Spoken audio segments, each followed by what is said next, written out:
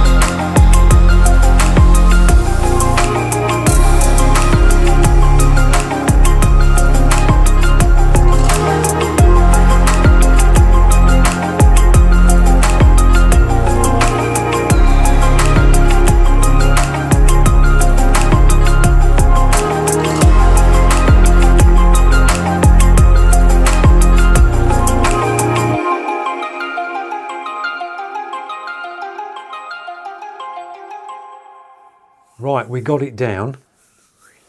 My finger's killing, but we got it down. Right, I'm going to give you my honest opinion now and try and explain it the best I can. If you're an experienced airbrusher, you'll understand. But if you're a beginner, it'll be like over the head. What's he on about? But if you're an experienced airbrusher, I try and break it down as best as I can. When I got it out of the box, because you get 2 needle and nozzle setups with this, you get a 02 and you get a 03. And this is the dearest one out the 3. You get this one, then you get like an intermediate one, then you get a budget one. This one's coming in at 160. I think the next one down's around 125, 26 pound, and then you've got the lower end one. This one is aluminium, so it's very light. And I got it out the box, And I just did a test off camera. I thought, right, I'm just going to chuck a bit of paint in it and get a feel for it, because there's nothing worse than, I'm going to paint a portrait for you on a demo. I just want to get a feel of it, just to see if I can get through this, because I just don't want to be sitting here for hours struggling trying to get it through. Now this took me around, on that time lapse, it's speeded up. This was probably around 35-40 minutes to do that, probably a little bit less to get that down. So when I first got it out of the box and tested it to the side, I had a little piece of paper there, and the first thing I'd do, because these are basically a detail brush, the first thing I do is go right up. I put some thin paint in it. I was running FW Ink ISO mix, thinned out, 20 psi on the main line. I thought, right, straight up to the paper, and I go to hit the smallest letters that I can hit. Now all the brushes, I can get 2mm letters with ease and just write my name 2mm down with ease, with that sort of mix that I put in this. I went up to the paper, and the first thing you feel with this brush is, you look at it and it's a very similar trigger to a H&S, very similar trigger. You've got like your dome top piece, like the original Infinity. So it's like a small button top with a little sort of lines across it for grip, little half moon. And then you've got your bar that goes straight through the trigger, and it's got the same ball part at the bottom of the trigger. And then you've got like your bar that goes sort of half moon round and then hooks into the body. And then when you pull back, that hits the bar at the back and it goes back. You don't have an adjustment on this for tension. Not that I can see, unless you undo this, but I don't think it makes much difference at all. Really doesn't on that bit. So I just have that wound in because it's soft anyway. But what you find with this is you've got a little bit of like tiny little bit of play in that trigger where it goes through the bar. It's a little bit play. So what you tend to do is you tend to overcompensate. You tend to press down a little bit more firmer to try and lock it in place. So you're pressing down a little bit harder. And when I was going up with the 03, I went to do some small dagger strokes and I couldn't get the paint to come off on a point by going down, pulling back and then bringing your paint forward but keeping your air on. It wouldn't point out at the end, and it's like, what is wrong with this? I just couldn't get a finish point on a dagger stroke, and it was like something wrong. Check the needle was fine. I thought this feels absolutely horrendous. It really does. And I just kept testing it to the side and it was like, no, I really don't like this. Then I looked in the box and the 02 was in the box. I thought, right, let's try the 02 setup. Put the 02 in it, and then it performed going forward, taking the paint off. Don't know what it was. It just performed taking the paint off. So I could hit small dagger strokes. So I thought, right, we're good to go. We'll start the review. And then you see me paint this in the time lapse. Now, looks okay. It's not the greatest. It was a struggle to paint with this. It really was. You're really over concentrating here. And that's what you don't want that with an airbrush. You don't have all your concentration in your mind and what your fingers do in here. You know, this bit you want to be able to just press, you know, where the paint comes out, and all your concentration is here at the front and where you're putting that paint. You've not got to think about this, but you're overthinking here because the trigger hasn't got it. It really hasn't got it on minimal for a detail brush. It's not on point. And I had the GH-AD39, which is the £25 budget Galleria next to it. And on the test panel, I picked this up, and the trigger on this is way better than the one on this. Now this is £160, guys, and that's 25 quid. And that's got a better trigger than that. So don't be fooled by all the nice looks, and you know, yes, it does look nice, but it's a lot of money to look nice when it don't perform as good as a £25 one, you know.